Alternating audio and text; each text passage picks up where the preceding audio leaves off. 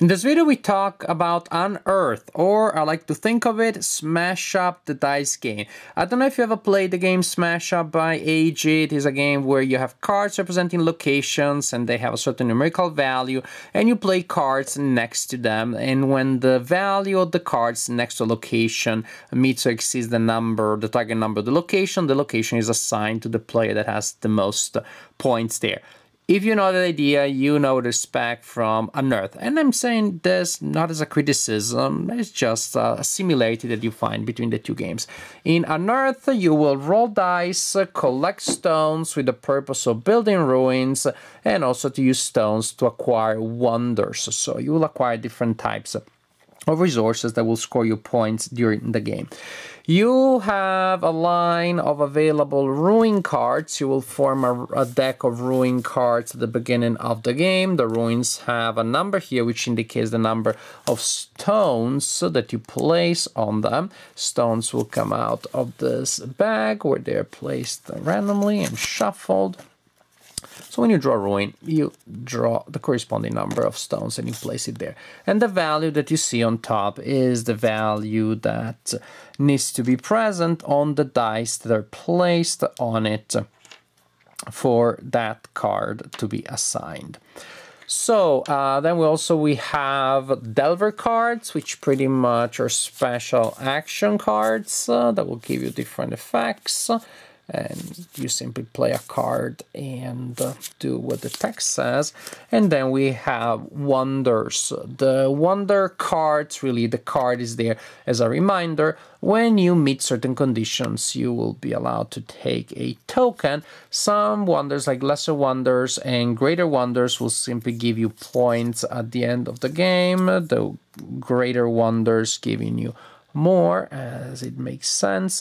And then we have special named wonders. So you collect them by providing certain combinations of things, and you take the token, and they give you special abilities, sometimes during the game, sometimes at the end of the game in terms of scoring.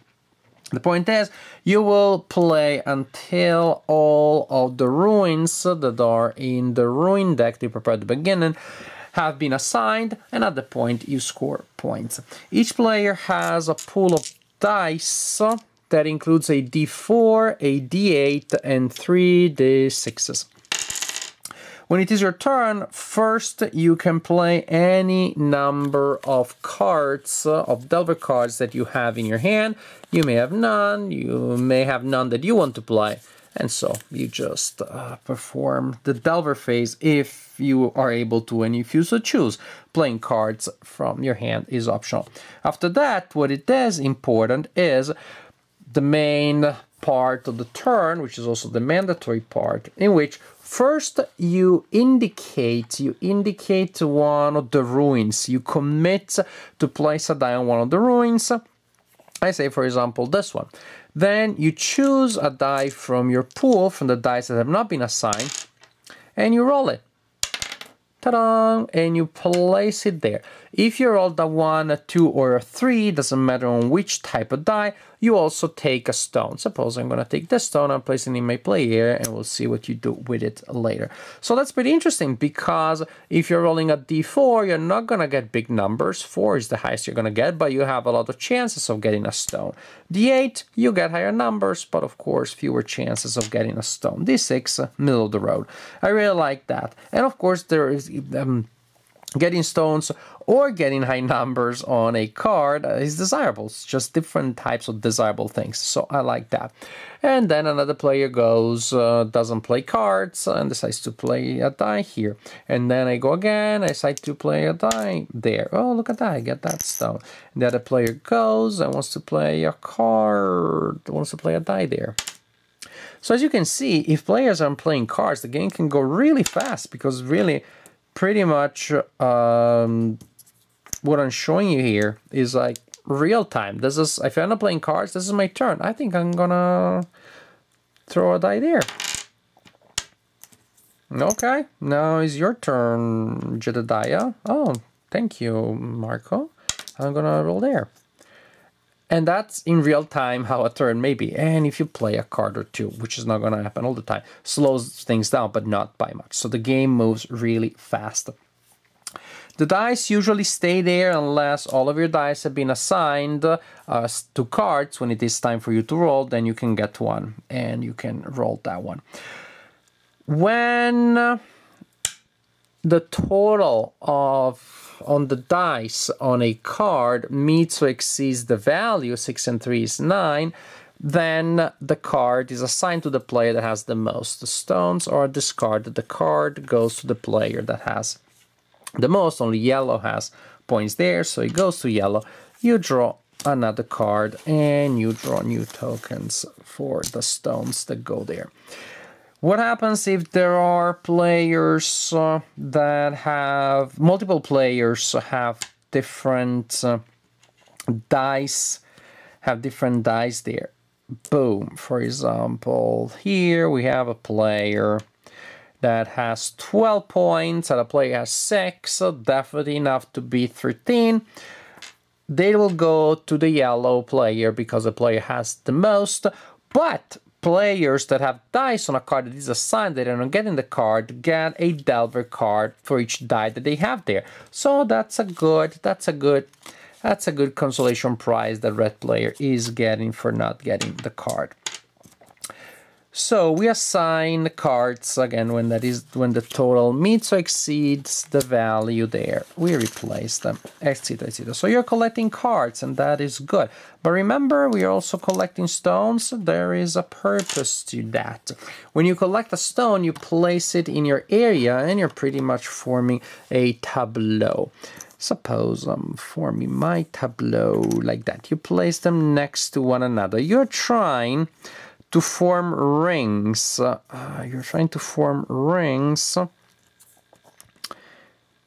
With an empty, rings of 6 with an empty space in between. And when that is the case,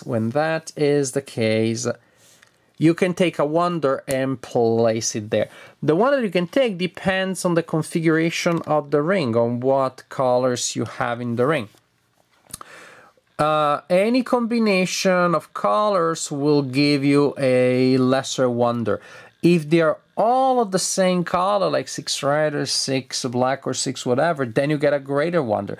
The named wonders require different types of things. For example, this one requires 3 reds and any other 3. The one that I showed you would allow me to get a lesser wonder, just because anything gets you lesser wonder, or will allow me to get the harmonious columns, and I feel particularly harmonious today, so I'm gonna get this wonder here and I'm gonna place it right there. Voila. And by the way, this one will give me the ability to give any die roll a -1. Also, it will be worth 2 points at the end of the game, which is not so bad, not bad at all. Also, when you're building your tableau, you can use the X's for various, for multiple rings. So, for example, maybe here I'm building a black ring, and that will give me a greater wonder, like so. Yay, greater wonder for 7 points. That's pretty neat. And now maybe I can also try to get something there. If I get 3 black and any other 2, 3 black and any other 2, then I can get that named wonder, and so on and so forth. So you collect the ruins, you collect stones that you place to form your tableau. Yes, it almost feels like you're playing 2 different games, but they go together well, they work. And you continue like this until all ruins have been assigned. There is a special card that appears towards the end that may produce different effects, may cause people to get negative points, may present a new super cool ruin. This is, see, the back, as you can see, the back is different. There is one that is placed in the deck, appears towards the end of the game and does different things. When this appears, pretty much you know you're towards the end of the game. When all ruins have been assigned, you count points. You score points, and here you have a really nice play rate. You score points for sets of ruins that you collected of the same color, Here, I really like the design. They're really beautiful cards, but they're really marked mainly by visual style and by colors. You can see the blue ones, yes, they are on islands, but as you can see, the illustration is actually different, which is beautiful. But again, it means that the color here is what differentiates it the most. In other cases, other ones are a little more similar to one another. And so I wouldn't say that I have a hard time figuring out which one is which, but sometimes I had to double check, and sometimes I had to look a little more than I like. I guess, you know, I would have liked it if it was a little less pretty and slightly more intuitive. Also, yes, there's a different visual style, but I think it's still going to be hard for colorblind people to tell these apart. It would have been very simple. All you need to do was to add this section of different shape for different colors, and right there, boom, easier for the colorblind and also for the non-colorblind, just more identifiable. In any case, sets of cards of the same type will score you points at the end of the game. For example, a set of 3 cards of the same color will give me 12 points, which is pretty sweet. A single card, 2 points, and so on and so forth. If I do have a card of each type of ruin, then I get 5 extra points. Then I get 5 points for each set of any 3 wonders that I collect. Plus, again, the wonders themselves will give me points. You collect points from all of these sources, from ruins and from wonders, from sets of ruins and from wonders, and then at that point the player with the highest score is the winner of the game. So, Unearth, a game that looks very pretty. Production values are stunning to me. Maybe it's even a little too pretty in certain departments, but I can deal with that. But gameplay, a game with very smart gameplay that is accessible to pretty much anybody. I played this game with my 7-year-old daughter Amelia. She absolutely understood it. There was no problem whatsoever. She played it well and competently. Without any obstacle, but it's not a children game. I mean, actually, it's really a game for anybody and everybody. It is one of these gateway level games, say level of complexity, maybe a little above Ticket to Ride, but not much. It's still a game that 7-8-year-old children can play by themselves or with adults, and then the kids go to bed and the adults go to game night and can play this one only with adults, and they can still have fun. There's something for everybody in it, definitely. It is a very smart gameplay. I really enjoyed it. As you saw from my main segment, the gameplay moves very fast, and even if you have more players, it's a game that keeps you entertained even when it is not your turn, if that problem of downtime ever surfaced, which is not really likely. Play a couple of effects, roll a die, etc.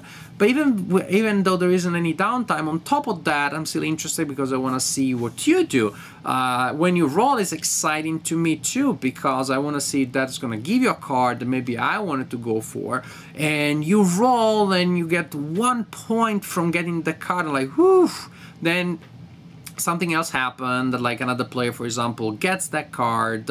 So there are gonna be moments that are exciting. They're exciting because of that. The cheer is like, yes, you don't get the card, or even, yes, you get the card because I never wanted it, but I put their silly die just to get a stone and then to get a card, and I wanted now to get the card as soon as possible so I can get my die back. I can get it somewhere else. I can get my consolation prize. And I get a card, now I'm reading the text, I'm gonna think, what can I use this for? You always have something to do, something to think about, something that is interesting and exciting happening all the time. Really smart idea. And yes, there's a little bit of luck, or even a lot of luck, because it's about what you roll. But you can choose the number of sides of the dice that you roll, and that is a decision. So you're deciding if you want to have a larger variance, 1 through 8, smaller variance with advantages and disadvantages. I really would like to go to get that card that's going to complete a set, scores me a lot of points. But the stones that are there are useless to me. Maybe there are no stones left. I like also to get that at a stone, which is a card that's not nearly as interesting. Interesting decisions there. And again, then you roll and you don't know exactly what you're gonna get, but you have made the decisions, and that is interesting enough to me. Then you can play cards to mitigate that. So I find that there is luck, yes, but it affects everybody equally. It doesn't lead to huge swings, and in the great scheme of things, sooner or later things even themselves out, precisely because people are rolling constantly. It's not a game where you have like 5 times that Lady Luck is gonna be summoned, and those are super important, and then there isn't any way of catching up if Lady Fortune favors somebody rather than somebody else. So luck as an interesting constant generator of challenges, interesting surprising events, cheers, moments like, ah, oh, dang it, why did I roll that? Luck is something that adds flavor to the game, but does not take control of gameplay, does not make the players feel like they have been, like the game has been taken away from them. Interesting decisions, simple decisions that have to do, again, where I place my die, which die do I use, what kind of cards am I going to play, how do I create my tableau, and of course that also has to do with what the other players are doing. The game is more interactive than you would expect, because I want to know what I want to see what you placed on a die, to see whether on a card, to see whether or not I want to add my die and which die, and does it make sense for me to do so. I want to see which wonders you're trying to get, because I may not be interested in starting to go for a wonder that I see you're gonna get, especially when we're talking about the named wonders. So there are so many little elements to take into account, none to the point that the game feels cerebral, but all elements that give you interesting things to think about. A lot of small, simple puzzles, but it's a lot of them, and your mind is constantly involved and engaged in taking those into account. So really fun, really interesting game. I enjoyed it. The pace is impeccable. The mental challenges that the game gives you are constant and interesting. Again, small, not overwhelming, but entertaining. The length of the game feels just right to me. If it ever feels too long, then you simply reduce the number of ruins. If you want it longer, then add more ruins. It's as simple as that. Very simple, very flexible. It looks great. It plays great. Unearth definitely is a game that I enjoyed a lot playing. It's smash up the dice game. When I say that, it may seem like, oh, that makes it derivative. They have an idea in common, but other than that, the tone, the flavor is very different. This incarnation of that basic idea of, like, piling up points next to a certain location to take control. That idea has been reinvented here in a way that feels fully original, fully individual and personal. Definitely a game that I enjoyed very much. Unearth, give it a try. It's really fun.